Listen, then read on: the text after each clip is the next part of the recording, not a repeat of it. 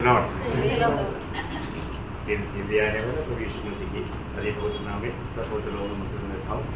लवकर येणाऱ्या प्रभू येशू ख्रिस्ताच्या अति पवित्र नावामध्ये सर्वांना ख्रिस्ती अभिवादन। आणि प्रभूने अजून एक संधी दिली। एक बात मैं आपको याद करना चाहता हूँ आणि एक गोष्ट तुम्हाला आठवण करून देऊ इच्छितो। मसीह जीवन का आनंद हमेशा मसीह में रहने के द्वारा ही होता है। आणि ख्रिस्ती जीवनाचा आनंद नेहमी ख्रिस्तामध्ये राहिल्याद्वारेच होतो। अगर मछली को पकड़ करके जमीन में डालेगा तो आणि माशाला पकडून जर जमिनीवर टाकलं तर उसको आनंद मिलेगा, दुख मिलेगा। आणि त्याला आनंद भेटेल का दुःख भेटेल? उसको बयान से बढ़कर के दुख है आणि वर्णना पलीकडे त्याला दुःख आहे। क्योंकि उसके लिए आनंद का बात उसको पानी में छोड़ना है आणि त्याच्याकरता आनंदाची गोष्ट म्हणजे त्याला पाण्यामध्ये सोडणं आहे। उसी प्रकार त्याचप्रमाणे हम मसीहों को पिता ने पुत्र का संगति में बुलाया आणि आपण जे ख्रिस्ती आहोत आपल्याला परमेश्वराने पुत्राच्या सहभागितेमध्ये बोलवलंय। उस संगति में अगर नहीं रहता आणि त्या सहभागितेमध्ये आपण जर राहत नाही तो तर क्या होता? मग काय होतं? हमारा आत्मिक मृत्यु होता आणि आपला आत्मिक मृत्यू येतो। हमारा जो आत्मिक आनंद जो है वो बुझ जाता आणि आपला आत्मिक आनंद जो आहे तो विझून जातो। आज बहुत लोग जाने अनजाने मतलब प्रभु की संगति का महत्व को बहुत तुच्छ कर देता। आणि पुष्कळ लोक कळत न कळत प्रभूची जी सहभागिता आहे त्याला तुच्छ करतात। प्रयोग जाने अनजाने वो लोग मतलब प्रभु में बुलाहट पाने के बाद में वो अपने आप को बहुत बड़ा धोखा दे रहे हैं। आणि लोक कळत न कळत ते लोक आपल्या स्वतःलाच खूप फसवत आहे। इसमें लोग बहुत ज्यादा सतर्क होना चाहिए आणि याच्यामध्ये लोकांनी खूप सावध राहिला पाहिजे। अभी ये आत्मिक बात का एक विशेष खूबी मैं आपको बताना चाहता हूँ। आणि या आत्मिक गोष्टीचे एक विशेष वैशिष्ट्य मी तुम्हाला सांगू। ये आत्मा में भरा रहते हुए सुनेगा तभी हम हमारा इसको समझ पाएगा। आणि आत्म्यामध्ये भरून आपण ज्या वेळेला हे ऐकू त्याच वेळेला आपल्याला हे समजेल। क्योंकि अभी जो आपको अभी मैं पिछला क्लासों में कभी नहीं लिया उस रीति में उसका बहुत आत्मिक गहराई में हम लोग ये 21 और 22 अध्याय का 5 वचन तक जाने वाला है। आणि याच्या अगोदरच्या क्लासमध्ये नाही घेतलेला असा खूप गहनतेमध्ये 21 अध्याय आणि 22 अध्यायामध्ये आपण जाणार आहोत। अभी ये सामान्य रीति में समझने वाला बात नहीं, इसलिए मैं आपको बार बार बोलता है आप लोग पहले बात बहुत प्रार्थना के साथ रहना, एकदम आत्मा में रहना ताकि आप इसको समझ पाए। आणि प्रार्थनापूर्वक राहा, आत्म्यामध्ये राहा की जेणेकरून तुम्ही त्या गोष्टी समजू शकाल। अभी शरीर में रहकर के ये बातों को वो व्यक्ति कभी भी ग्रहण कर ही नहीं पाएगा। आणि शरीरामध्ये राहून एक मनुष्य या गोष्टी कधीही स्वीकारू शकत नाही। अभी आपको मालूम है पुराना नियम का भक्त लोग भी उसको आज हमारे जैसा एक आत्मिक अनुभव नहीं था। आणि जुन्या कराराचे जे भक्त लोक होते त्यांना जसा आपल्याला आत्मिक अनुभव आहे तसा आत्मिक अनुभव त्यांना नव्हता। परंतु फिर भी प्रभु ने जिसको इस्तेमाल किया उनको प्रभु उस समय के लिए आत्मा दे करके इस्तेमाल किया। आणि मग ज्या ज्या काळामध्ये प्रभूने आपल्या भक्ताला उपयोगामध्ये आणलं त्या वेळेला प्रभूने आपला आत्म्याचं सामर्थ्य देऊन त्यांना उपयोगात आणलं। तभी भी वो लोग सही नहीं पाए आणि तरी ते सहन नाही करू शकले। हम लोग बहुत गौर से समझना आणि खूप गांभीर्याने समजून घ्या। क्योंकि आपको मालूम है पुराना नियम में मानव बहुत बड़ा ऐसा आनंद का आपका दर्शन पाया हुआ व्यक्ति है दानिएल।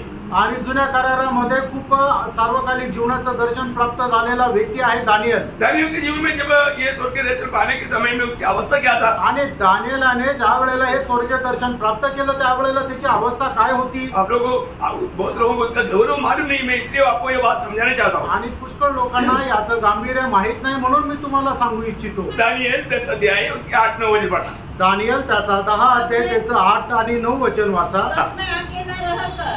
यह अद्भुत दर्शन देखता रहा, जिससे मेरा बल जाता रहा। देखा जब मैं ये स्वर्गीय दर्शन जब देख रहा था तो मेरा बल जाता रहा पर मैं बहुत कमजोर होते गया। मैं भयातुर हो गया। देखा उसकी अवस्था क्या हो गया? वो एकदम डर गया। और मुझ में कुछ भी बल न रहा। देखा मुझ में बिल्कुल बल नहीं रहा। तो भी मैंने उस पुरुष के वचनों का शब्द सुना और जब वह मुझे सुनाई पड़ा तब मैं मुंह के बल गिर गया। देखा मैं मुंह के बल गिर गया। अब देखिए प्रियो मतलब ये जो बात स्वर्गीय बात बहुत आत्मीय गहरी बात ये हम लोग शरीर में रह करके उन बातों को समझ नहीं पाएगा, सह नहीं पाएगा। उसको ले नहीं पाएगा। आणि मग या ज्या आत्मिक गहनतेच्या गोष्टी आहे, ज्या स्वर्गीय गोष्टी आहे, आपण या शरीरामध्ये राहून त्या स्वीकारू शकत नाही किंवा त्या सहन करू शकत नाही। वो एकदम बलहीन हो गया आणि तो एकदम दुर्बल असा झाला। वो एक अनकॉन्शियस अवस्था में पहुंच गया आणि एकदम निस्तेज आणि बेशुद्ध असा अवस्थेमध्ये तो गेला। अभी वही 10 अध्याय है, उसकी 15 से 19 वचन बहुत ध्यान से सुनना है। दानियल त्याचा 10 अध्याय 15 ते 19 वचन। जब वह पुरुष मुझसे ऐसी बातें कह चुका, तब मैंने भूमि की ओर मुंह किया और चुप रह गया। तब मनुष्य के संतान के समान किसी ने मेरे ओठ छुए और मैं मुंह खोलकर बोलने लगा। जो मेरे सामने खड़ा था उससे मैंने कहा, हे मेरे प्रभु, दर्शन की बातों के कारण मुझको पीड़ा सी उठी। मतलब ये दर्शन के कारण क्या हो गया? पीड़ा सा अनुभव हुआ। आणि या दर्शनामुळे काय झालं, मला एकदम यातनेचा अनुभव आला। और मुझ में कुछ भी बल नहीं रहा। अभी मुझ में कुछ भी बल नहीं रहा। देखिए, आप प्रभु की उपस्थिति में बैठा हुआ स्वर्गीय आलोचना प्राप्त करने वाला लोग आत्मिक विषय पर ध्यान देगा तो ये अनुभव उनका जीवन में आएगा। आणि मग ज्या वेळेला आपण या शरीरामध्ये राहत असताना आत्मिक गोष्टीच्या वर ज्या वेळेला लक्ष केंद्रित करू, त्या वेळेला जसा दानियेलला अनुभव आला तसा अनुभव येईल। आगे इसलिए प्रभु का दास अपने प्रभु के साथ कैसे बातें कर सके, क्योंकि मेरी देह में न तो कुछ बल रहा और न कुछ सांस ही रह गई। तब मनुष्य के समान किसी ने मुझे छूकर फिर मेरा हियाव बंधाया और उसने कहा, हे अति प्रिय पुरुष, मत डर, तुझे शांति मिले, तू दृढ़ हो और तेरा हियाव बंधा रहे। जब उसने यह कहा, तब मैंने हियाव बांधकर कहा, हे मेरे प्रभु, अब कह, क्योंकि तूने मेरा हियाव बंधाया है। देखिए, प्रभु की ओर से उनकी द्वारा एक विशेष बल उस समय में दानियल को दिया गया। आणि प्रभूच्या द्वारे एक विशेष सामर्थ्य त्या दानियेलला देण्यात आलं। एक बात मैं आपको बताना चाहता हूँ आणि एक गोष्ट मी तुम्हाला सांगू इच्छितो। मतलब बहुत बार लोग सोचते हैं कि प्रकाशित वाक्य का स्टडी एकदम आसानी नहीं। आणि पुस्तक लोकांना वाटतं प्रगटीकरणाचं पुस्तकाचं अध्ययन जे आहे ते सोपं आहे, सोपं नाहीये प्रिय। अगर आप आत्मा में स्टडी करते रहेगा तो आप खुद कई बार शायद बीमार गिर सकता है। आणि जर तुम्ही याचं अध्ययन करत राहिले तर तुम्ही सुद्धा आजारी पण पडू शकता। इसलिए बहुत लोग इस पर जाने के लिए इतना दिल नहीं लगाता। आणि म्हणूनच या गोष्टीमध्ये जाण्याकरता लोकांना असं आवडत नाही। अभी दानियल का क्या हुआ? आणि दानियेलाचं काय झालं? 8 अध्याय का 27 वचन पढ़ा। आणि दानियल 8 अध्याय त्याचं 27 वचन वाचा। और मैं कुछ दिन तक बीमार पड़ा रहा। देखा, मैं कुछ दिन तक बीमार पड़ा रहा। आणि काही दिवस मी आजारी पडलो। सबसे बड़ी बात है कि अभी हम लोग क्या है, हम लोग नए जन्म पाए हुए लोग हैं, आत्मा में चलते हुए हमें अभ्यास है, इसलिए दानियल को हुआ ऐसा अनुभव में हम लोग नहीं जाएगा। आणि मग आपण नवा जन्म प्राप्त झालेले लोक आहे आणि आपला आत्मिक अभ्यास आहे म्हणून दानियेलला जो अनुभव आला त्या अनुभवामध्ये आपण नाही जाणार। लेकिन फिर भी ये जो आत्मिक गहरी बातों को प्राप्त करने के लिए हमें आत्मा में भरने का और आत्मा में विवेश होने का जरूरत है। आणि या आत्मिक गहन गोष्टी समजण्याकरता आपल्याला आत्म्यामध्ये भरपुरी प्राप्त करण्याची गरज आहे। मैं आपको इसका सीरियस समझने के कारण मैं रोज आपको ये विषय बता देता हूँ। आप जब कल भी आएगा तो बहुत प्रार्थना के साथ और एकदम आत्मा की तैयारी में आना, ताकि आप ये सच्चा बातों को मतलब अपने जीवन में ले पाए और उसको समझ पाए। आणि मी तुम्हाला नेहमी सांगतो की तुम्ही प्रार्थनापूर्वक आत्म्यामध्ये राहा। आणि मी पुन्हा सांगतो, उद्या पण ज्या वेळेला तुम्ही याल त्या वेळेला खूप प्रार्थनापूर्वक आत्म्यामध्ये राहून या, की जेणेकरून ज्या आत्मिक गोष्टी, ज्या आत्मिक गुप्त गोष्टी तुमच्याकडे येतील त्या तुम्ही स्वीकारण्याकरता योग्य राहाल। अभी यहाँ पर मतलब उस मेमने की दुर्गा मतलब पत्नी को दिखा रहा है। आणि मग या ठिकाणी जो एक दूत आला आणि योहानाला काय दाखवत आहे, त्या कोकऱ्याची वधू दाखवत आहे। वो बात बहुत गंभीर बात है आणि ही गोष्ट खूप गंभीर आहे। आपको यहाँ पर ये विषय को जानना है। सभी सही अभी मतलब ग्लोब लेगा तो पूरा 5 भूखंड ग्लोब में हमें दिखता है। पृथ्वी का ग्लोब जो ग्लोब बोलते हैं पृथ्वीचा ग्लोब जर घेतला तर आपल्याला 5 भूखंड त्याच्यामध्ये दिसतात. पांचों भूखंड में आपको महाराष्ट्र दिखेगा आणि 5 भूखंडामध्ये तुम्हाला महाराष्ट्र दिसेल का? लेकिन पांचों भूखंड के अंदर महाराष्ट्र है ना, पण 5 भूखंडामध्ये महाराष्ट्र आहे ना? है, आहे. लेकिन हमें उसमें नहीं दिखेगा. आणि त्याच्यामध्ये आपल्याला महाराष्ट्र नाही दिसणार. परंतु जब वो ग्लोब में हम एक एक भूखंड को अलग जब करेगा, आणि त्या ग्लोब मध्ये एक एक भूखंड आपण वेगळा करू, तब एशिया भूखंड में इंडिया और भी थोड़ा स्पष्ट दिखाई देगा, महाराष्ट्र भी दिखाई देगा. आणि मग एशिया जो भूखंड आहे त्याच्यामध्ये भारत अजून मोठा दिसेल आणि त्याच्यामध्ये महाराष्ट्र पण दिसेल. परंतु भारत की आगे में जाएगा तो आणि मग फक्त भारताचा जर भूखंड बघितला तर हमें महाराष्ट्र और भी क्लियर दिखाई देगा. आणि त्याच्यामध्ये महाराष्ट्र अजून मोठा दिसेल. और हम महाराष्ट्र का सिर्फ लेकर आएगा तो आणि आपण फक्त महाराष्ट्राचा जर बघितलं तर नासिक भी दिखाई देगा. आणि त्याच्यात नाशिक पण दिसेल. जबकि वो ग्लोब में नासिक भी है, आणि त्या ग्लोब मध्ये नाशिक पण आहे, लेकिन हम उसमें नहीं देख पाते. आणि त्याच्यामध्ये आपण नाही पाहू शकत. वो इसी प्रकार त्याचप्रमाणे अभी नया आकाश और नया पृथ्वी और नया यरूशलेम बोलेगा तो नया यरूशलेम को इतना अधिक हम नहीं जान सकता. आणि नवीन आकाश, नवीन पृथ्वी आणि नवीन यरूशलेम जर म्हटलं तर त्या नवीन यरूशलेमला आपण एवढं जास्त नाही जाणू शकत. समझ में आ रहा है?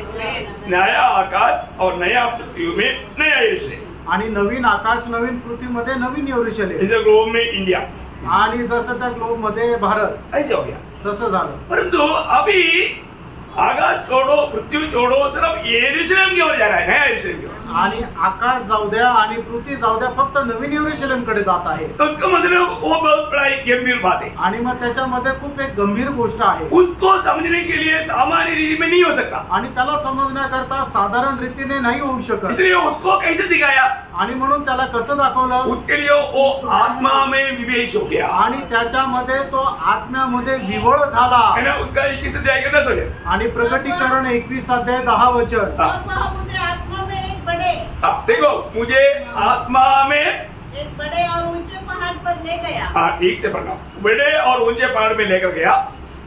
हाँ, अभी मतलब आत्मा में लेकर गया आणि आत्म्यामध्ये घेऊन गेला.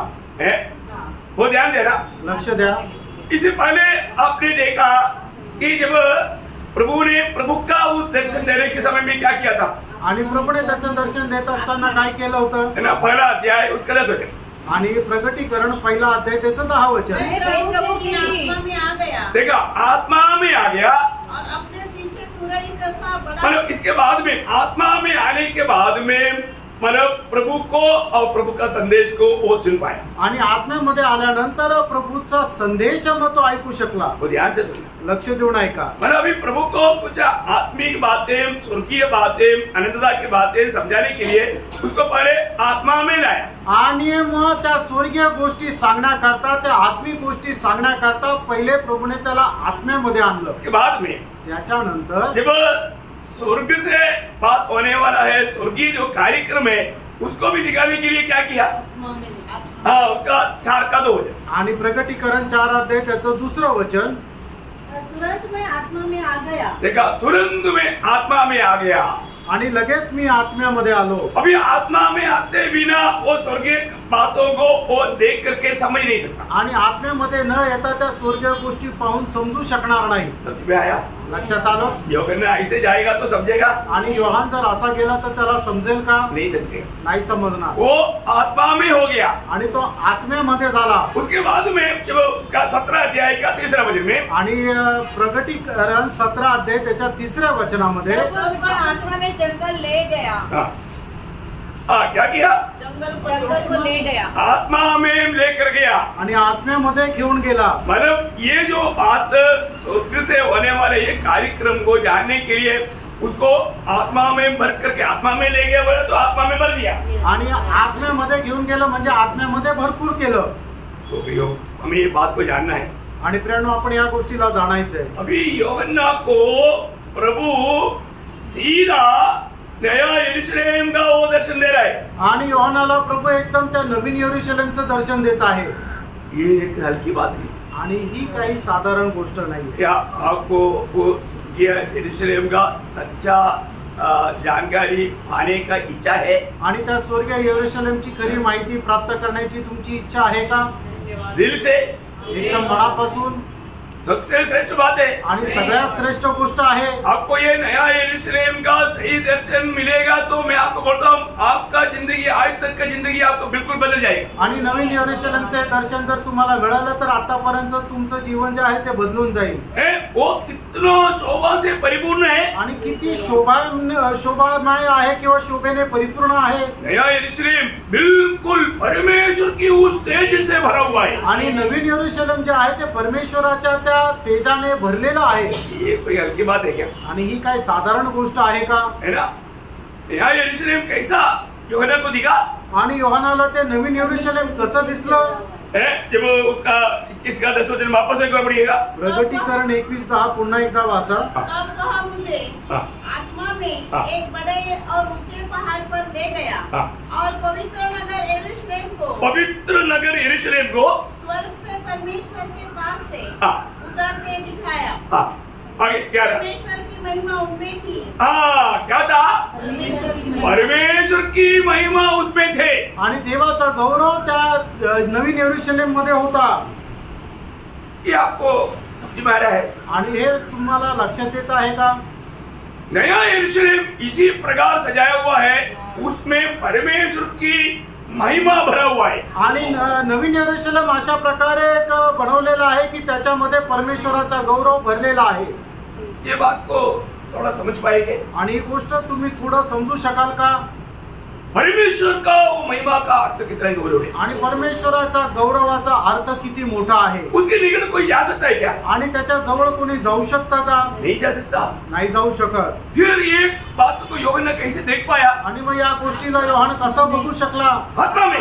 आत्म्यामध्ये. अभी आप देखिए पहला तिमोथी 6 अध्याय उसकी 16 वचन में लिखा है. पहिला तिमोथेला पत्र त्याचा 6 अध्याय त्याचं 16 वचन. अगम्य ज्योति में रहने वाला परमेश्वर. आणि अगम्य प्रकाशामध्ये राहणारा परमेश्वर. परमेश्वर कौन है? परमेश्वर कोण आहे? अगम्य ज्योति में रहने वाला है. आणि अगम्य अशा त्या प्रकाशामध्ये राहणारा. और उस ज्योति से भरा हुआ अवस्था में यरूशलेम निकल रहा है. आणि त्या प्रकाशाने भरलेल्या अवस्थेमध्ये नवीन यरूशलेम जे आहे ते स्वर्गातून खाली उतरत आहे. समझने के लिए एक बात मैं आपको बताना चाहता हूँ. आणि समजण्याकरता एक गोष्ट सांगतो. उस महिमा का एक थोड़ा सा चमक पौलुस के सामने से गया, घोड़े से गिर करके अंधा हो गया. आणि मग त्या गौरवाचं एक छोटीशी छाया किंवा एक झलक फक्त प्रेषित पौलाच्या समोरून ज्या वेळेला गेली त्या वेळेला प्रेषित पौल घोड्यावरून खाली पडला आणि आंधळा झाला. सही बात है. है ना.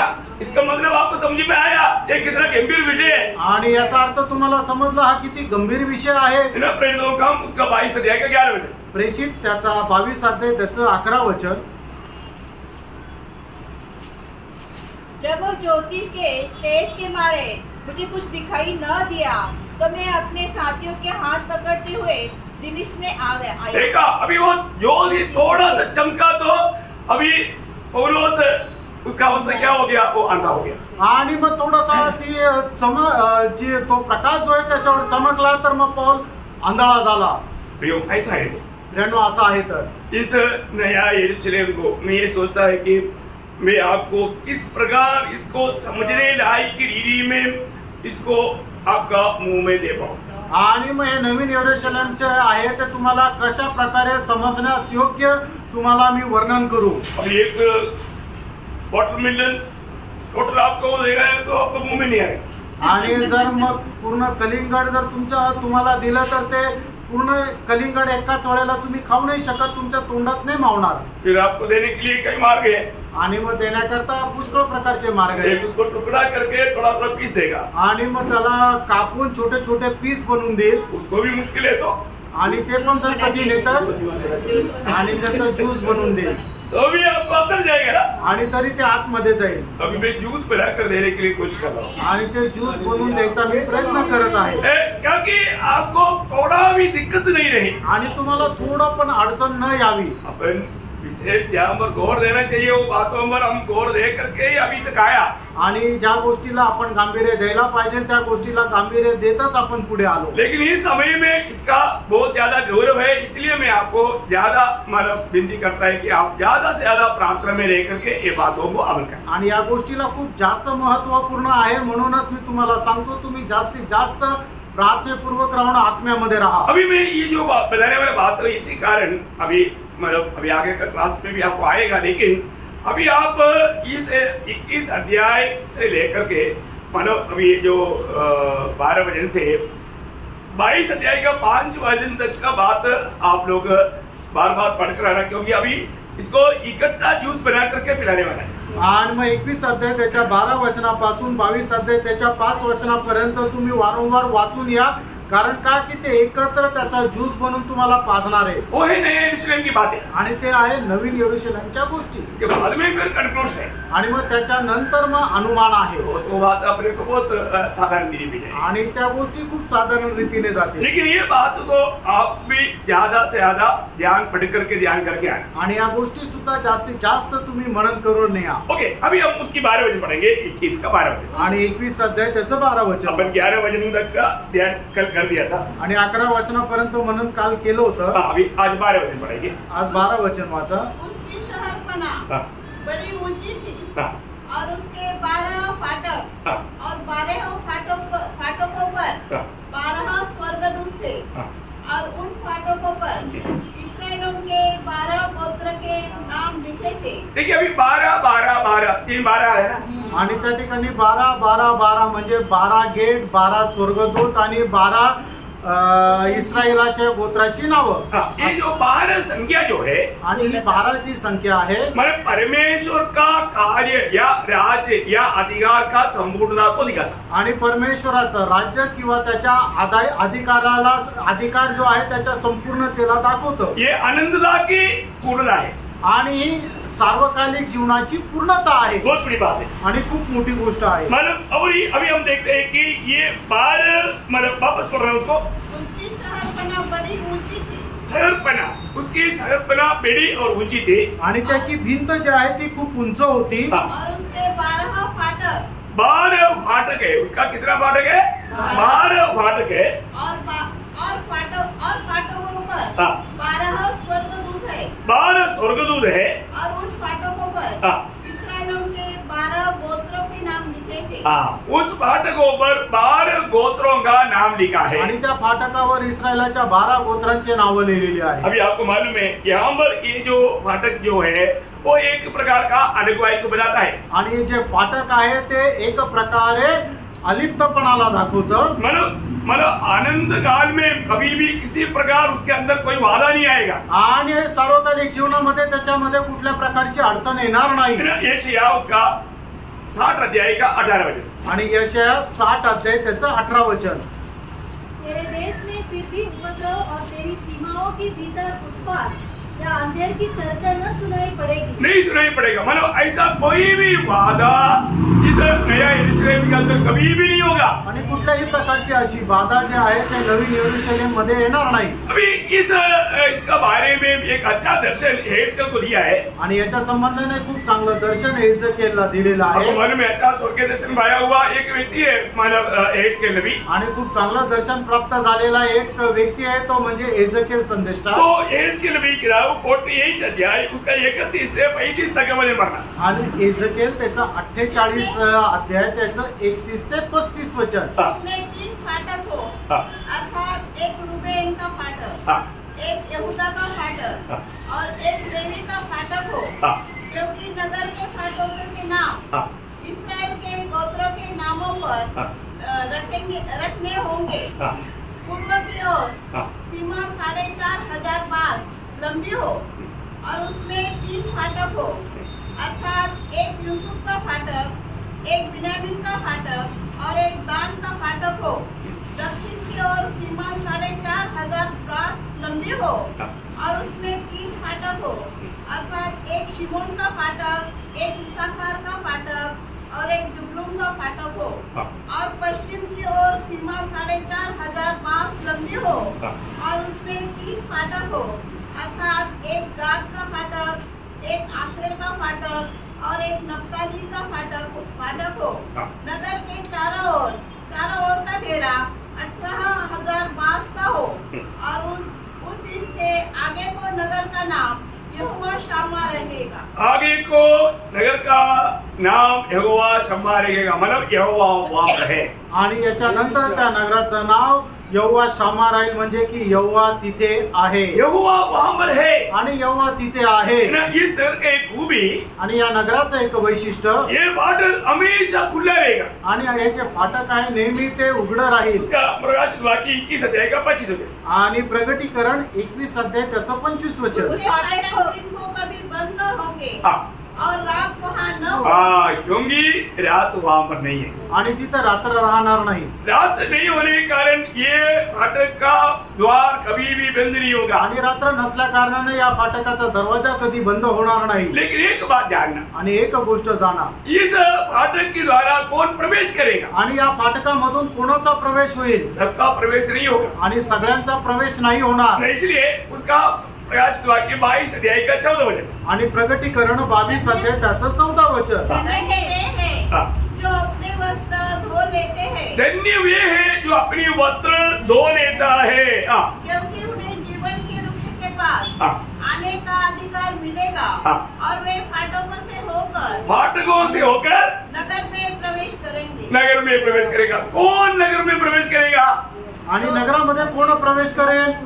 जो अपने वस्त्र धोते हैं। आणि जे आपले कपडे धुतात। कौन वस्त्र धोता है? पर वस्त्र धोने का अर्थ क्या है? आणि आपले कपडे धुणं याचा अर्थ काय आहे? है ना, एक सच्चा पवित्र जीवन में सिद्धताई पाना, आणि एक खऱ्या पवित्र जीवनामध्ये परिपूर्णता प्राप्त करणं, रोज रोज अपने आप को पवित्र करते जाना, आणि दररोज आपल्या स्वतःला पवित्र करत जाणं। पवित्रताई में सिद्धताई की ओर बढ़ना पवित्र लोगों का रोज का कर्तव्य है। आणि पवित्रीकरणामध्ये परिपूर्णतेकडे वाढणं हे पवित्र लोकांचं रोजचं काम आहे। प्रभु में आने के बाद में हम अपने जीवन को मजाक ना समझे, आणि प्रभु मध्ये आल्यानंतर आपण आपलं जीवन जे आहे ते थट्टेमध्ये नेऊ नये। आपको मालूम है जो प्रभु की दुल्हन वो क्या करता, वो जब 19 अध्याय का 8 वचन, आणि प्रगटीकरण 19 अध्याय त्याचं 8 वचन, उसको शुद्ध और चमकदार महीन मनमर पहनने का अधिकार दिया गया। कैसा मनमर पहनने का अधिकार मिला? शुद्ध और चमत्कार, शुद्ध और चमत्कार मनमर, आणि शुद्ध आणि चमकदार असं मलमलीचे कपडे, उसमें थोड़ा भी दाग नहीं, त्याच्यामध्ये थोडासा पण डाग नाही। क्यों? का? क्योंकि रोज वो मन फिरता है, आणि दररोज ते मन परिवर्तन करतात, रोज पछताव करता है, आणि दररोज पश्चाताप है ना? करतात। उसका 7 अध्याय का प्रकाशित वाक्य 7 अध्याय का 14 वचन, प्रगटीकरण 7 अध्याय त्याचं 14 वचन, मैंने उससे कहा, हाँ। हे स्वामी तू ही जानता है। हाँ। उसने मुझसे कहा, हाँ। ये वे है हाँ। जो उस महाक्लेश में से निकल कर आए हैं। हाँ। इन्होंने अपने अपने वस्त्र इन्होंने अपनी अपनी वस्त्र मेमने की लहू में धोकर श्वेत किए हैं। देखा, रोज प्रियो इतनी क्लेश में होने पर भी उन लोगों ने परमेश्वर के खिलाफ कुछ भी नहीं बोला।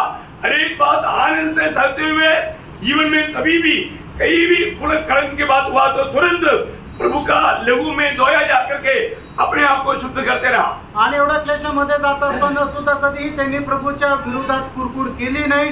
पण असं असताना सुद्धा थोडासा जरी मलिनता त्यांना जर लागली तर लगेच ते पश्चाताप करायचे, म्हणजे काय की प्रभूच्या पवित्र रक्ताच्या द्वारे ते धुवून टाकायचे। हम लोग हमें मिला हुआ धार्मिकता का वस्त्र में कभी कलंक लगने नहीं देना। आणि आपल्याला मिळालेले जे नीतिमत्वाचे कपडे त्याला कुठल्या प्रकारचा डाग लागू देऊ नका। एक उसका 9 अध्याय उसके 8 वचन में, उपदेशक त्याचा 9 अध्याय त्याच्या 8 वचनामध्ये,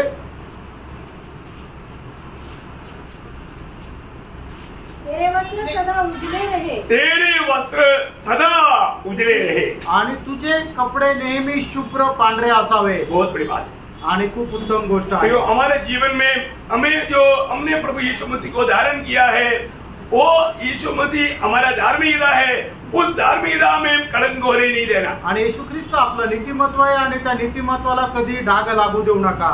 अभी हम लोग देखो, नया यरूशलेम की बात आ गया तो इसका शुरुआत से हर एक बातों को जानना जरूरी बात है। आणि नवीन यरूशलेमच्या गोष्टी आल्या तर मग या सुरुवातीपासून जाणणं गरजेचं आहे। आपको मालूम है, उत्पत्ति की किताब में परमेश्वर ने सृष्टि किया, आणि उत्पत्तीच्या पुस्तकामध्ये परमेश्वराने निर्मिती केली, और आखिरी किताब प्रकाशित वाक्य की किताब में हम एक नगर देखता, आणि प्रगटीकरणाच्या पुस्तकामध्ये आपण एक नगर पाहतो। और एक बार आणि पुन्हा एकदा उत्पत्ति के किताब में हम परमेश्वर की सृष्टि मला कार्य कर्म को देखता। आणि उत्पत्तीच्या पुस्तकामध्ये परमेश्वराच्या निर्मितीच्या कार्याला आपण पाहतो और उसकी पूर्णता होकर के प्रकाशित वाक्य में हम नया यरूशलेम को देखता। आणि त्याच्या निर्मितीच्या कार्याच्या पूर्णतेला म्हणजे आपण प्रगटीकरणाच्या पुस्तकामध्ये एक नगर पाहतो की जे त्याच्या निर्मितीची पूर्णता आहे। बोलने का अर्थ शुरुआत में एक सृष्टि है, अंत में एक नगर है। आणि सुरुवातीला एक सृष्टी आहे आणि शेवटी एक नगर आहे। प्रभु सृष्टि में क्या किया? आणि प्रभूने ज्या वेळेला निर्मिती केली त्यावेळेला काय केलं? रोमियो 4 अध्याय उसकी 17 वचन में हम पढ़ता है। रोम 4 अध्याय त्याच्या 17 वचनामध्ये पाहतो। बहुत सरल रूप में समझने लायक की भाषा में मैं आपको बता रहा हूँ आणि एकदम समजेल अशा भाषेमध्ये सांगत आहे। ऐसा लिखा है, मैंने तुझे बहुत सी जातियों का पिता ठहराया। रोमियो 4 का 17 पढ़िए। जो बातें है ही नहीं, उनका नाम ऐसा लेता है कि मानो में है। मन प्रभु जो नहीं है उस बात को शब्द करके उनको लाता है। आणि ज्या गोष्टी अस्तित्वात नाही त्या गोष्टी जशा आहे असं म्हणून त्याचं नाव घेऊन प्रभू त्याला बोलवतो। समझ में आ रहा है? आमेन। मतलब वो पहले नहीं था आणि अगोदर त्या नव्हत्या, परंतु प्रभु एक शब्द कहा आणि प्रभूने एक शब्द बोलला, वो सृष्टि वहां पर आ गया आणि त्या ठिकाणी ती सृष्टी झाली। ये हमारे परमेश्वर की सामर्थ्य या खूबी, आणि हे आपल्या परमेश्वराचं सामर्थ्य किंवा वैशिष्ट्य। ये बात तो थोड़ा आप समझना। आणि प्रेरणो या गोष्टी जरा समजा। प्रभु ने ये सब सृष्टि कैसे किया? शब्द में किया। आणि प्रभूने या सर्व गोष्टीची निर्मिती कशी केली तर फक्त आपल्या शब्दाद्वारे। प्रभु ने जैसे कहा आणि प्रभूने जसं म्हटलं तुरंत वैसा हो गया आणि लगेच तसं झालं। ये प्रभु का सामर्थ्य है आणि हे प्रभूचं सामर्थ्य आहे। जब भजन संहिता 33 अध्याय का 9 वचन आणि स्तोत्र 33 त्याचं 9 वचन, क्योंकि जब उसने कहा तब हो गया। उसने कहा तब हो गया। आणि त्याने म्हटले आणि मग झाले। बोलने का अर्थ प्रभु जो भी कहता वो मानो किसी को कोई दिखता नहीं लेकिन वो होगा। आणि प्रभू जसं सांगतो कोणाला ते दिसत नाही पण ते तसं होतं। बहुत अद्भुत बात है आणि खूप अद्भुत गोष्ट आहे प्रियांनो। हमारा परमेश्वर कितना महान है ये बात को जानना, आणि आपला परमेश्वर किती थोर आहे या गोष्टीला जाणा। ऐसा है तुम्हें बताया वो बात कोई अधूरा हो सकता है? आणि असं जर आहे तर मग सांगितलेली गोष्ट कधी अपूर्ण राहील का? कभी नहीं प्रिय। आणि कधीच नाही प्रियांनो। प्रभु की वचन पर पूर्ण दिल से आप विश्वास करना, आणि देवाच्या वचनावर संपूर्ण अंतःकरणाने विश्वास करा। प्रभु अपनी व्यवस्था में सबसे पहले प्रभु ने सृष्टि किया, सृष्टि के बाद में प्रभु बनाना शुरू किया। आणि प्रभूने सगळ्यात पहिले सृष्टी केली आणि सृष्टी केल्यानंतर मग बनवायला सुरुवात केली। प्रभु ने सृष्टि करने के बाद में क्या शुरू किया? बनाना शुरू किया। आणि प्रभूने सगळ्यात पहिले सृष्टी केली आणि त्याच्यानंतर बनवायला सुरुवात केली। तो समझ में आया? आमेन। ये बात को स्पष्ट दिखाने वाला एक शब्द प्रभु ने अपनी दावा में किया था जब मालूम मत्ती 16 अध्याय 18 वचन में। आणि मत्ती 16 अध्याय त्याच्या 18 वचनामध्ये प्रभूने दावा करून अशा प्रकारे म्हटलं, इस चट्टान में मैं मेरी मंडली बनाऊंगा। मैं बनाएगा इस चट्टान में मेरा मंडली मैं बनाऊंगा। आणि या खडकावर मी माझी मंडळी बांधीन। आपको अभी ये सारे शब्द आपका मन मुग्ध में रहना, तभी ये बात सीधा नया यरूशलेम में पहुंचेगा। आणि या गोष्टी ज्या आहेत त्या तुमच्या एकदम मनाच्या खोलवर कोरलेल्या राहू द्या, म्हणजे काय की त्या सरळ तुम्हाला नवीन यरूशलेम मध्ये घेऊन जातील। प्रभु हमारे लिए एक घर तैयार कर रहा है आणि प्रभू आपल्या करता एक घर तयार करत आहे। साथ ही साथ हमारे में भी प्रभु एक महान कार्य कर रहा है आणि त्याच्या सोबतच प्रभू आपल्यामध्ये एक महान कार्य करत आहे। सही बात है। जब फिलिपियों 1:6 में हम क्या पढ़ता? फिलिप्पीचं पत्र पहिला अध्याय त्याच्या 6 वचनामध्ये आपण काय पाहतो? तुमने जिसने भले काम शुरू किया वो मसीह की दिन तक पूरा करेगा। आणि ज्याने तुमच्या ठाई चांगल्या कामाला सुरुवात केलेली आहे तो ख्रिस्ताच्या दिवसापर्यंत त्या पूर्णत्वास नेईल। प्रभु ने जब ये सृष्टि बनाया आणि प्रभूने ज्या वेळेला या सृष्टीला बनवलं इसके बाद में प्रभु ने काम शुरू किया। आणि त्याच्यानंतर प्रभूने कामाला सुरुवात केली। तो पहले प्रभु ने किसके द्वारा काम शुरू किया? आणि पहिले प्रभूने कोणाच्या द्वारे कामाला सुरुवात केली?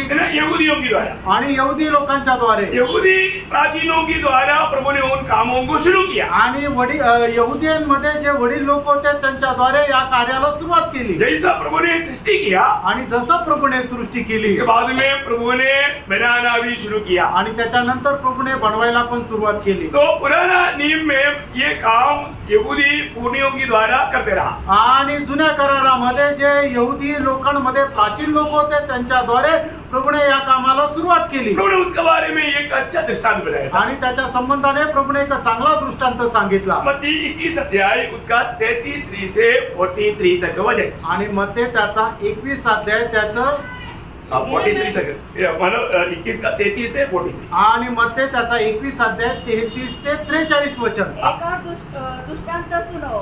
एक गृहस्वामी था जिसने दांत की बारी लगाई, उसके चारों ओर बाड़ा बांधा, उसने रस का खूंटा खोदा और घुमट बनाया और किसानों को उसका ठेका देकर परदेश चला गया। जब फल का समय निकट आया तो उसने अपने दासों को उसका फल लेने के लिए किसानों के पास भेजा, पर किसानों ने उसको दासों को पकड़ के किसी को पीटा और किसी को मार डाला और किसी पर पथराव किया। फिर उसने पहले से अधिक और दासों को भेजा और उन्होंने उसे भी वैसा ही किया। अंत में उसने अपने पुत्र को उसके पास यह सोचकर भेजा कि वे मेरे पुत्र का आदर करेंगे, परंतु किसानों ने पुत्र को देखकर आपस में कहा, ये तो वारिस है, आओ इसे मार डाले और इसकी मिरास ले ले। अतः उन्होंने उसे पकड़ा और दांत की बारी से बाहर निकालकर मार डाला। इसलिए जब दांत की बारी का स्वामी आएगा तो उन किसानों के साथ क्या करेगा? उन्होंने उससे कहा, वह उन बुरे लोगों को पूरी रीति से नष्ट करेगा और दांत की बारी का ठेका दूसरे किसानों को देगा जो समय पर उसे फल दिया करेंगे। यीशु ने उनसे कहा, क्या तुमने कभी पवित्र शास्त्र में ये नहीं पढ़ा कि जिस पत्थर को राजमिस्त्री ने निकम्मा ठहराया था वही कोड़े का सिरे का पत्थर हो गया। देखिए, क्या तुम लोगों ने ये बात को नहीं पढ़ा? ये यहूदी लोगों को प्रभु पूछ रहा है। आणि यहूदी लोकांना या ठिकाणी प्रभू विचारत आहे की तुम्ही या गोष्टी वाचल्या नाही का? ये दृष्टांत किसके बारे में बोला? आणि हा जो दृष्टांत आहे तो कोणा संबंधाने म्हटलेला आहे? मतलब यहूदी लोगों ने प्रभु ने उनके पास भेजा हुआ भविष्यवक्ताओं के द्वारा किया हुआ काम, साथ ही साथ आखिर में पुत्र आया, पुत्र के साथ वो लोग करने वाला बात को बताया। आणि मग परमेश्वराने संदेष्टांना त्यांच्याकडे पाठवलं होतं आणि संदेष्टांना त्यांनी नाकारलं। त्याच्यानंतर परमेश्वराने स्वतः आपल्या पुत्राला पाठवलं की त्यालाही त्यांनी नाकारलं। ये बात आपको समझने में कोई दिक्कत नहीं है ना? आमेन। ये बहुत सरल रूप में समझ पा रहा है ना? आणि एकदम सरळ रीतीने तुम्ही समजू शकत आहात ना? 42 वचन और एक बार पढ़ना। आणि त्याचं 42 वचन पुन्हा एकदा वाचा। यीशु ने उससे कहा, क्या तुमने कभी पवित्र शास्त्र में ये नहीं पढ़ा, जिस पत्थर को राजमिस्त्री ने निकम्मा ठहराया था? जिस पत्थर को राजमिस्त्री ने, उस घर की मिस्त्री ने मतलब निकम्मा ठहराया था, वही कोने के पत्थर हो गया। वो पत्थर हो गया। कौन है वो कोने के पत्थर? हाँ, वो यीशु मसीह है। आणि तो कोणशिला कोण आहे तर तो प्रभू येशू ख्रिस्त आहे। मतलब वो प्रभु यीशु मसीह स्वयं बोलता है, आणि येशू ख्रिस्त स्वतः असं म्हणतो, वो कोने का पत्थर मैं हूँ आणि तो कोणशिला मी आहे। तो भी तुम लोगों ने मुझको भी इनकार रहा है आणि तुम्ही मलाही नाकारत आहे। यही बात उन लोगों ने इनकारा, यही बात को लेकर के चेले लोगों ने प्रचार किया। आणि प्रभू येशू ख्रिस्ताला सुद्धा नाकारलं। या गोष्टीला घेऊन सुद्धा शिष्य लोकांनी मग प्रचार केला। प्रेरितों का 4 अध्याय 11 और 12 वचन। प्रेषित त्याचं 4 अध्याय 11 आणि 12 वचन।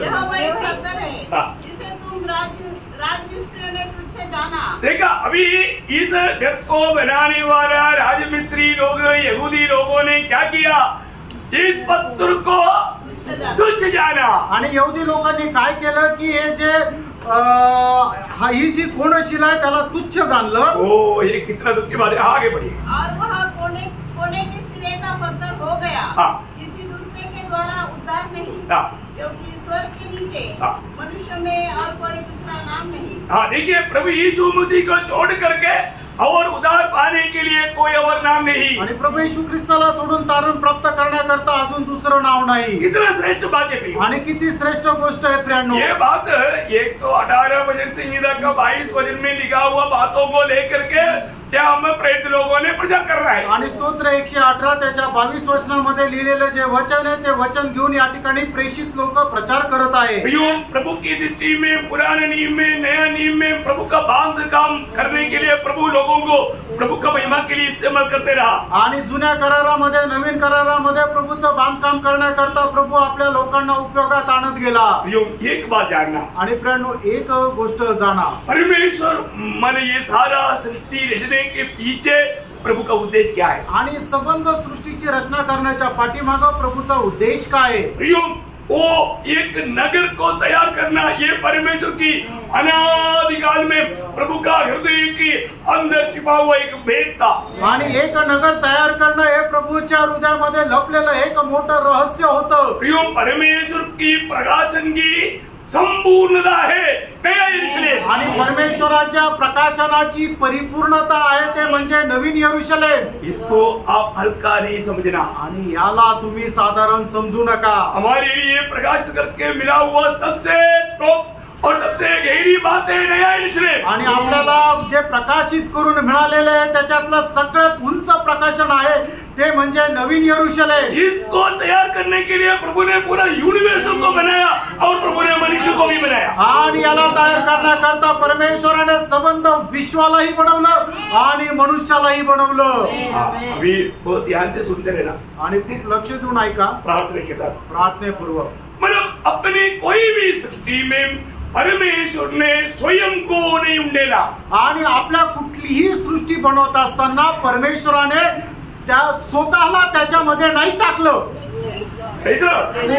परंतु परमेश्वर ने मनुष्य को पहली बात अपनी स्वरूप और छाया में बनाया। आणि सगळ्यात पहिले परमेश्वराने मनुष्याला बनवताना आपल्या स्वतःच्या प्रतिमेचे आपल्या रूपाचं बनवलं। बाद में क्या किया, त्याच्यानंतर प्रभूने काय केलं, उत्पत्ति दूसरा अध्याय का 7 वचन। आणि उत्पत्ति दूसरा अध्याय त्याचं 7 वचन। परमेश्वर ने आदम को भूमि की मिट्टी से रचा और उसके नथनों में जीवन का श्वास फूंक दिया। देखिए परमेश्वर ने सबसे पहले मनुष्य के अंदर क्या किया, जीवन का श्वास फूंक दिया। वो जीवन का श्वास जब मनुष्य में गया वो मनुष्य का आत्मा बन गया। आणि मग सगळ्यात पहिले परमेश्वराने काय केलं की मनुष्याच्या नाकपुड्यामध्ये जीवनाचा श्वास फुंकला आणि तो परमेश्वराचा जो श्वास मनुष्यामध्ये गेला तो मनुष्याचा आत्मा झाला। जीव श्वास जब अंदर गया, इब्रानी भाषा में उसको नेशमा कहता है। नेशमा जब अंदर गया मनुष्य की आत्मा बन गया। आणि मग ज्या वेळेला परमेश्वराचा श्वास मनुष्याच्या मध्ये गेला त्या वेळेला तो श्वास मनुष्याचा आत्मा झाला। इसलिए हम नीति वचन में 20 अध्याय का 27 वचन में पढ़ता है। नीति सूत्र 20 अध्याय 27 वचनामध्ये आपण पाहतो, मनुष्य की आत्मा यहोवा का दीपक है। देखा, मनुष्य की आत्मा यहोवा का दीपक है। आणि मनुष्याचा आत्मा यहोवाचा दिवा आहे। बहुत बड़ी बात है प्रियो, आणि खूप मोठी गोष्ट आहे प्रियांनो। अभी उसको सही रीति में मतलब आरंभ से जानते जानते जाएगा तो नया यरूशलेम का महत्व एक सच्चा उदार पाया व्यक्ती समझ पाएगा। आणि सुरुवातीपासून या गोष्टी ज्या वेळेला आपण जाणत जाऊ त्या वेळेला नवीन यरूशलेमचा खरा प्रकाश आपण प्राप्त करू। अभी परमेश्वर का पद्धति क्या था, आणि परमेश्वराची योजना काय होती, मनुष्य में अपने आप को संपूर्ण रीति में उंडेलने का प्रभु का पद्धति है। आणि मनुष्यामध्ये संपूर्ण आपल्या स्वतःला संपूर्णरित्या मनुष्यामध्ये ओतण्याची परमेश्वराची योजना आहे। अभी उसको समझने के लिए मैं आपको बताना चाहता हूँ, आणि त्याला समजण्याकरता मी तुम्हाला सांगू इच्छितो, जब हम लोग ये दुनिया में जब जन्म लेता है आणि ज्या वेळेला आपण या जगामध्ये जन्म घेतो तो क्या हुआ, त्यावेळेला काय होतं, हर एक व्यक्ति में उसका माँ बाप का स्वभाव उसमें आ जाता। आणि प्रत्येक मनुष्यामध्ये त्याच्या आई वडिलांचा स्वभाव येतो, आता ही नहीं। लड़कियों में अधिकतर माँ का स्वभाव रहेगा, लड़कों में अधिकतर बाप का स्वभाव रहेगा। आणि मुलीमध्ये जास्त करून आईचा स्वभाव राहतो आणि मुलांमध्ये बापाचा। कैसे मिला, आणि तो कसा मिळाला? जन्म से। जन्माच्या द्वारे। देखो सिंपली समझ कर आगे बढ़ने के लिए बोल रहा हूँ। आणि साधारण रीतीने समजून पुढे जाण्याकरता सांगत आहे। इसी प्रकार त्याचप्रमाणे परमेश्वर मनुष्य में अपने आप को संपूर्ण में उंडेलना चाहता है। आणि परमेश्वर आपल्या स्वतःला संपूर्णरित्या मनुष्यामध्ये ओतण्याचा त्याची इच्छा आहे। उसके लिए क्या किया? त्याच्याकरता त्याने काय केलं? पहले प्रभु ने नेशमा भूका, आणि त्याच्यासाठी सगळ्यात पहिले परमेश्वराने आपला श्वास मनुष्यामध्ये फुंकला, उसमें मनुष्य की आत्मा बना, आणि तो श्वास मनुष्याचा आत्मा झाला। और अभी फिर बाद में क्या किया? आणि त्याच्यानंतर मग काय केलं? प्रभु ने मैंने जन्म दिया, आणि प्रभूने आपल्याला नवा जन्म दिला। देखिए दुनिया में और किसी को नया जन्म नहीं है, आणि या जगामध्ये कोणालाही पुनर्जन्म नाहीये। पुनर्जन्म बोलेगा तो गलत होगा, नया जन्म, आणि कोणालाही नवा जन्म नाहीये। मतलब उसमें भाषा में मतलब उसका अर्थ में फर्क रहता है। ओके, तो सबसे बड़ी बात है हमें प्रभु ने नया जन्म दिया, आणि प्रभूने आपल्याला नवा जन्म दिला। मतलब हम नया जन्म की द्वारा कौन बन गया? आणि नवा जन्माच्या द्वारे आपण कोण झालो? परमेश्वर का संतान, आणि परमेश्वराचे पुत्र झालो। देखिए प्रभु का उस पद्धति में योजना में आने वाला का पहला कदम है नया जन्म। आणि परमेश्वराच्या योजनेमध्ये येण्याची पहिला पायरी आहे तो म्हणजे नवा जन्म। इधर ही बैठ करके हमें सुनने वालों में कोई व्यक्ति अगर ये बात को जानना, अगर आपका नया जन्म नहीं हुआ, अब किसी भी कारण नया यरूशलेम में मिलने का सवाल ही नहीं। आणि या ठिकाणी बसल्यापैकी ज्याचा कोणाचा नवा जन्म झालेला नाहीये त्यांनी या गोष्टीला जाणून घ्या की तुम्ही नवीन यरूशलेम मध्ये जाऊ शकणार नाही, इवन परमेश्वर के राज्य में भी नहीं मिलेगा। आणि एवढंच नाही तर परमेश्वराच्या राज्यामध्ये पण नाही जाणार। ध्यान देना, लक्ष द्या, प्रभु के मार्ग बहुत सरल है आणि परमेश्वराचा मार्ग खूप सरळ आहे, उसको समझने के लिए कोई दिक्कत नहीं। आणि ते समजण्याकरता काही अडचण नाही। आपको मालूम है जब निकोदेमस को समझाने के टाइम पर यूहन्ना 3:5 में प्रभु ने कहा,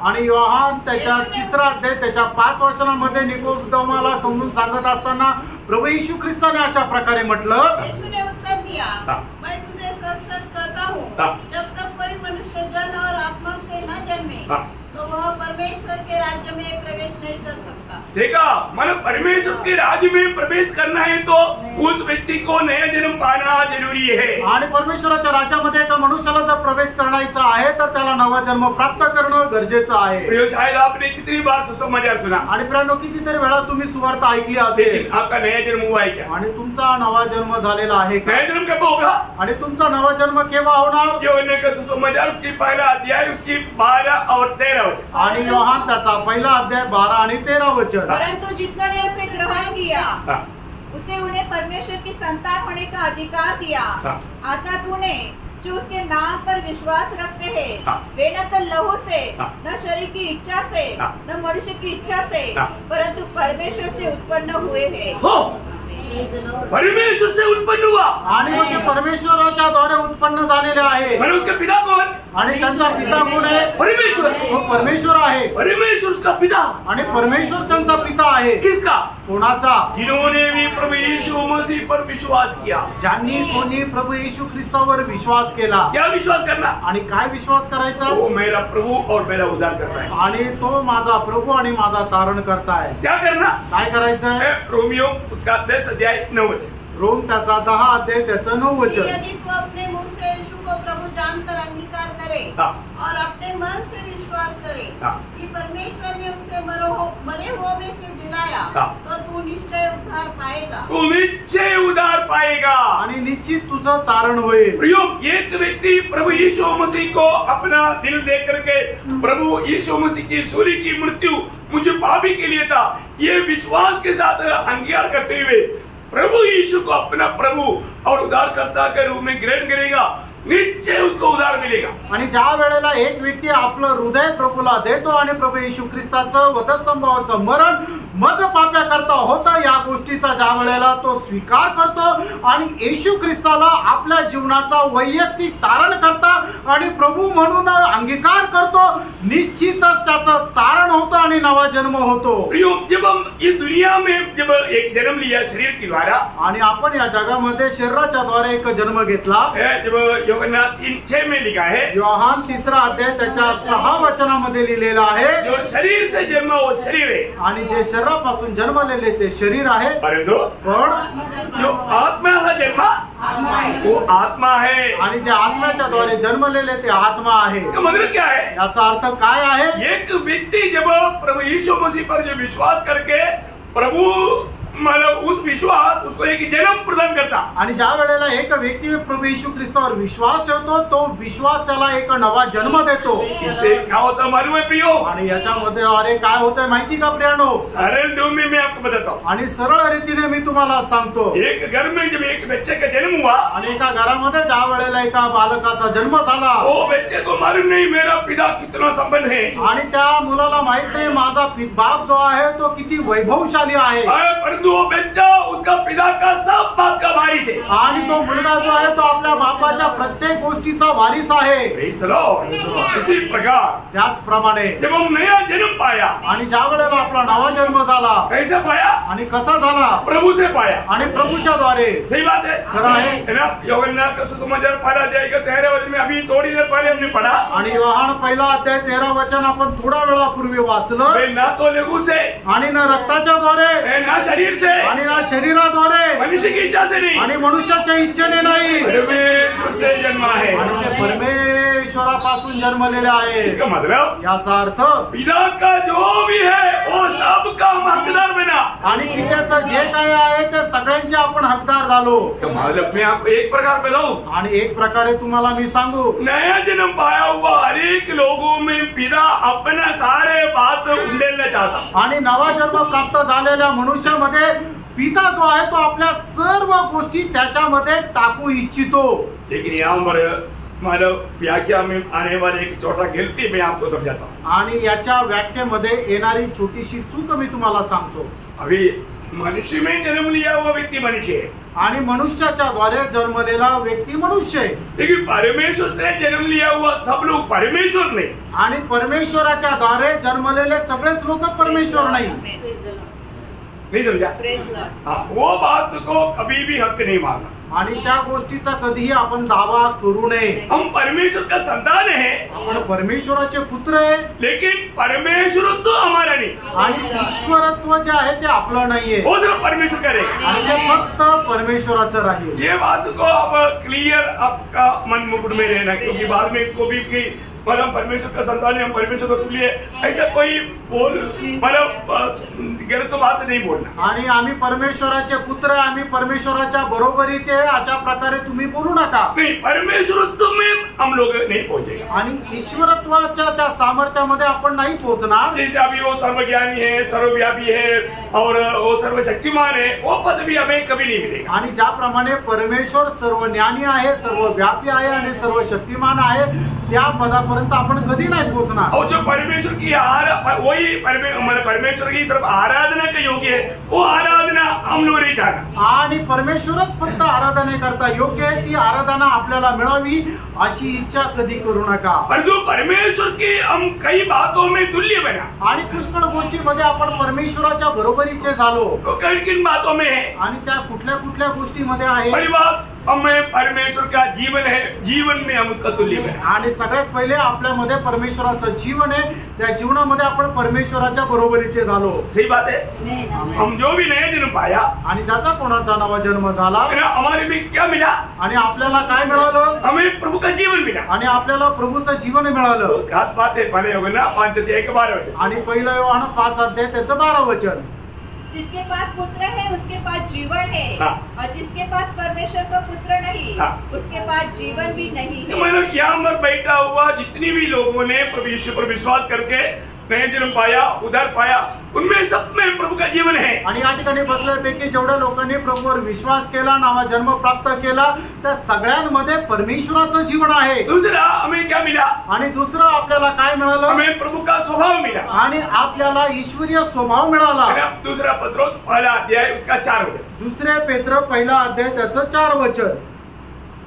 जिनके द्वारा उसने बड़े बहुमूल्य और बहुत ही बड़ी प्रतिज्ञा दी है, ताकि इनके द्वारा तुम उस सड़ाहट से छूटकर जो संसार में बुरी अभिलाषा से होती है, ईश्वरीय स्वभाव के संभागी हो जाओ। देखा, इस जीवन में और स्वभाव में हम प्रभु यीशु मसीह के साथ एक बना, आणि जीवनामध्ये आणि स्वभावामध्ये आपण येशू ख्रिस्तासोबत एक झालो, क्योंकि मैं प्रभु से जन्मा है, कारण मी प्रभू पासून जन्मलेलो आहे। ना प्रभु से जन्मा हुआ लोगों के अंदर हमेशा एक गवाही रहता, आणि प्रभू पासून जन्मलेल्या लोकांमध्ये नेहमी एक साक्ष राहते। क्या गवाही हो? आणि ती साक्ष काय आहे? रोमियो 8 अध्याय का 16 वचन, रोम 8 अध्याय 16 वचन। आत्मा आप ही हमारे आत्मा के साथ गवाही देता है कि हम परमेश्वर की संतान हैं। देखा, हमारी आत्मा में ये वाणी हम सुनता है कि नहीं? आणि आपण आपल्या आत्म्यामध्ये ही वाणी ऐकतो का नाही? प्रियो, जरूर आत्मा हमको ये गवाही देता है, आणि प्रियो, निश्चितच आत्मा आपल्याला ही साक्ष देतो। प्रभु हमारी आत्मा में जो भी नए जन्म पाया, उनकी आत्मा में प्रभु आ चुका है। आणि ज्याचा कोणाचा नवा जन्म झालेला आहे, त्याच्या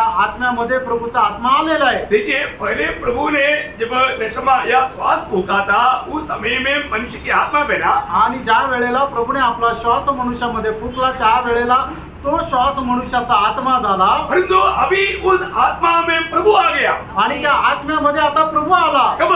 केव्हा? नया जन्म की द्वारा, नवा जन्माच्या द्वारे।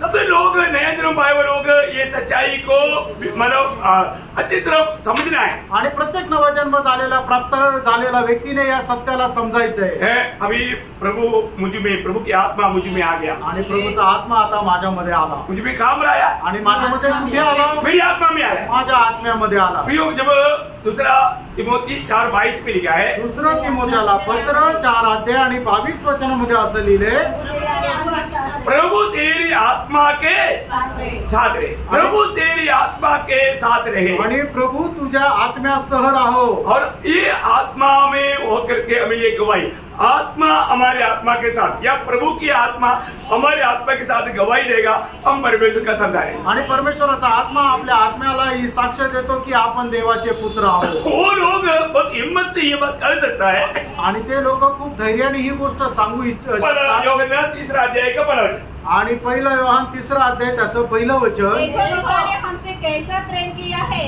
कि हम परमेश्वर की संतान कहलाए, और हम थे भी।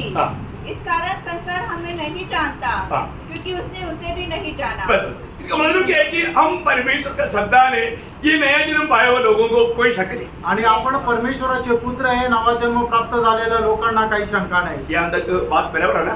आणि इथपर्यंत गोष्टी समजल्या ना? कोई समझ में दिक्कत नहीं, आणि समजण्यामध्ये काय अडचण तर नाही ना? हम परमेश्वर का संतान है, आपण परमेश्वराचे पुत्र आहोत। अभी ये जो पवित्र नगर का खूबी क्या है मालूम है? आणि हे जे पवित्र नगर आहे त्याचं वैशिष्ट्य काय माहिती का?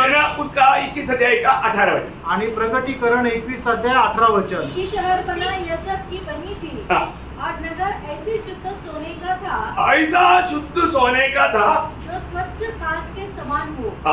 देखिए, ये जो नगर जो है वो स्वच्छ कांच का समान एकदम एक सोने का बड़ा पहाड़ है, आणि एकदम शुभ्र काचेप्रमाणे एकदम सोन्याचा मोठा डोंगर आहे। अभी इस नगर का एक खास खूबी, आणि या नगराचं विशेष एक वैशिष्ट्य, ये एक क्यूबिक क्यूबिक में मतलब उसका साइज है, आणि चौरसाच्या प्रमाणे आहे। चौरस समजला असेल ना? मतलब यहाँ पर इसका ऊंचाई और चौड़ाई और लंबाई बराबर है, आणि म्हणजे त्याची लांबी, रुंदी आणि खोली ही एकसारखी आहे। उसका 16 वजन, किसका 16 वजन? वह नगर वर्गाकार बसा हुआ था, और उसकी लंबाई चौड़ाई के बराबर थी, और उसने उस गज से नगर को नापा तो 750 कोस का निकला। उसकी लंबाई और चौड़ाई और ऊंचाई बराबर थी। अभी आपका नाप मुझे इतना समझ में नहीं आया, लेकिन यहाँ पर मतलब इनका जो लंबाई चौड़ाई ऊंचाई जो है ये 2400 किलोमीटर है, आणि 2400 किलोमीटर लांब, 2400 किलोमीटर रुंद आणि 2400 किलोमीटर उंच असं आहे। लांबी, रुंदी आणि उंची। हाँ, ये बहुत ध्यान से समझना। आणि हे खूप लक्ष देऊन समजून घ्या। मतलब आपका बाइबल में उसका नाम कैसा दिया मुझे इतना क्लियर नहीं मालूम। आणि बायबल मध्ये ते कसं मोजमाप दिलं ते मला नाही माहिती। मतलब हमारे उसमें 1200 क्या बोलता आपने बोला, एक शब्द बोला था कोस। हाँ, कोस। ये जो 1200 कोस करके हमारे बाइबल में लिखा, आणि 1200 कोस असं बायबल मध्ये लिहिलेलं आहे। एक कोस मीन्स 2 किलोमीटर है। एक कोस म्हणजे 2 किलोमीटर। हाँ, तो 1200 कोस बोलेगा तो 2400 किलोमीटर। आणि 1200 कोस म्हटलं म्हणजे 2400 किलोमीटर। आप लोगों का किसी का बाइबल में है इंग्लिश में? हाँ, ओके। तो मतलब इसका मतलब क्या है कि अभी आप एक मतलब इसका साइज का भावना करने जाएगा तो हमारे भावना में आने वाला बात है। आणि मग त्याचे केवढा मोठा आकारमान राहील याची जर आपण कल्पना करायचा विचार केला तर ते आपल्या बुद्धीमध्ये येणार नाही। म्हणजे असं आहे की जर भारताचा नकाशा पाहिला तर भारताचं उत्तरेपासून दक्षिणेपर्यंत भारताचं उत्तरेचं एक टोक आणि दक्षिणेचं एक टोक याचं जे अंतर आहे ते साधारणतः 2000 किलोमीटरच्या आसपास आहे। तेवढं लांब, तेवढंच ते रुंद आणि तेवढंच ते उंच, एवढं मोठं म्हणजे भारताचं टोटल जे आकारमान आहे त्या आकारमानाचा ते यरूशलेम राहणार आहे आणि तेवढंच ते उंच राहणार आहे। देखिए आप दुनिया में जो क्या बुर्ज खलीफा क्या बोलते हैं, बुर्ज खलीफा, उसका भी 1 किलोमीटर भी ऊंचा नहीं। आणि बुर्ज खलीफा जो आहे तो 1 किलोमीटर पण उंच नाहीये, 1 किलोमीटर से कम है, 1 किलोमीटर पेक्षा कमी आहे। और उसको मतलब सिर्फ लंबाई में 1 किलोमीटर से कम, आणि फक्त लांबीमध्ये 1 किलोमीटर पेक्षा कमी, और चौड़ाई भी नहीं, आणि मग त्याच्या रुंदीमध्ये नाहीये। मतलब लंबाई, चौड़ाई, ऊंचाई में 1 किलोमीटर से भी कम, आणि उंचीमध्ये 1 किलोमीटर पेक्षा कमी आहे। और तो अभी आप यहाँ पर सोचिए, आणि या ठिकाणी विचार करा, वो उसका बारे में बहुत लोग बहुत बड़े मतलब वर्णन करता है, आणि त्याच्या संबंधाने पुष्कळ लोक पुष्कळ वर्णन करतात। आज तक जो दुनिया में बना हुआ सबसे मतलब ऊंचा बिल्डिंग है, आणि आतापर्यंत जगामध्ये बनले गेलेली सगळ्यात उंच बिल्डिंग आहे ती बुर्ज खलीफा। लेकिन ये है इतना 2400 किलोमीटर लंबा, 2400 किलोमीटर चौड़ा और 2400 किलोमीटर ऊंचा। म्हणजे 2400 किलोमीटर लांब, 2400 किलोमीटर रुंद। म्हणजे काय की भारताचं जे आकारमान आहे भारत देशाचं तेवढं आकारमान, पण तेच 2400 किलोमीटर उंच म्हणजे त्याला 2400 किलोमीटरने गुणायचं, तेवढे त्या ठिकाणी त्याचं आकारमान राहील। और ये पूरा शहर कैसे बनाया गया, आणि हे सगळं शहर कसं बनवण्यात आलं, मानव आप उसका 21 अध्याय का 18 से 20 तक वचन पढ़ना। 21 अध्याय 18 ते 20 वचन वाचा। उसकी शहरपना यशब की बनी थी, और नगर ऐसे शुद्ध सोने का था जो स्वच्छ कांच के समान हो। उस नगर की नेवें हर प्रकार के बहुमूल्य पत्थरों से सवारी हुई थी। पहली नेव यशब की, दूसरी नीलमणि की, तीसरी लाडवी की, चौथी मरकत की, पांचवी गोमेद की, छठवीं माणिक्य की, सातवीं पीतमणि की, आठवीं परोज की, नवीं पुष्पराज की, 10वीं लहसनी की, 11वीं धूम्रकांत और 12वीं याकूत की थी। 12 फाटक 12 मोतियों के थे, एक फाटक एक मोती का बना था। नगर की सड़क स्वच्छ कांच के समान शुद्ध सोने की थी। देखिए अभी मैं ये बाहर मानव मूल्यवान मोतियों के बारे में मैं आपको अगला क्लास में बताएगा, आणि जे 12 मौल्यवान मोती आहे त्याच्या संबंधाने पुढच्या क्लास मध्ये सांगेल। क्योंकि अभी क्या एक का भी बोल करके जाएगा तो उतना अभी अपने को टाइम नहीं है, आणि मग एक जरी बोलायचंय तरी ते पूर्ण होणार नाही। ये बारह बातों का बारे में मतलब अच्छी रीति में समझना बहुत जरूरी बात, आणि या 12च्या 12 गोष्टी चांगल्या प्रकारे समजणं गरजेचं आहे। और अभी हम बाहर से जब देखेगा तो, आणि बाहेरून जर आपण पाहिलं तो हम क्या देता, त्या ठिकाणी आपण काय पाहतो, कम्प्लीटली सोने का एक बहुत बड़ा पहाड़। अभी हमको इस दुनिया में देखने वालों में सबसे मूल्यवान और सबसे चमकीले बात सोना, इसलिए सोना का बात होना। आणि या जगामध्ये सगळ्यात चमकणार आणि शुद्ध म्हटलं तर सोने, म्हणून सोन्याबद्दल आपल्याला या ठिकाणी सांगितलंय। अभी आपको मालूम है ये सब दृष्टांत है, आणि हा सगळं दृष्टांत आहे। स्वर्ग में सोना भी कुछ भी नहीं, आणि स्वर्गामध्ये सोन्याला पण काही किंमत राहणार नाही। तो इससे बड़ा बात हमें समझाने लगेगा तो हमको समझना थोड़ा कठिन है। इसलिए दुनिया में जो देखने में सबसे टॉप लेवल की बात को यहाँ पर वर्णन किया। आणि याला जर समजून सांगायचं तर ते आपल्याला समजवणंही कठीण आहे आणि आपल्याला समजणंही कठीण आहे। म्हणून जगामध्ये जे सगळ्यात मौल्यवान धातू आहे तो सोना आहे, ते सोन्याची उपमा देऊन आपल्याला या ठिकाणी सांगितलंय। फिर भी आज एक नए यरूशलेम का एक आउटलाइन का कुछ बात बताया, आपको थोड़ा समझ में आ गया? आमेन। आपको समझ में आया करके मैं आगे आणि तुम्हाला समजलं असं मी विचार करतो। अभी हम उसका गहराई में जाएगा आणि आता त्याच्या गहनतेमध्ये जाऊ। तो वो बात को हमें मानो इसी रीति में आज आप अच्छा प्रार्थना में मुझे भी अच्छा मानो आत्मा में अच्छा एक ये मिल रहा था, तो ये अवस्था में अगला क्लास में भी आना। आणि आज तुम्ही खरोखर चांगले प्रार्थनेपूर्वक होते, आत्म्यामध्ये होते, म्हणून वचन सांगताना चांगला फ्लो होता।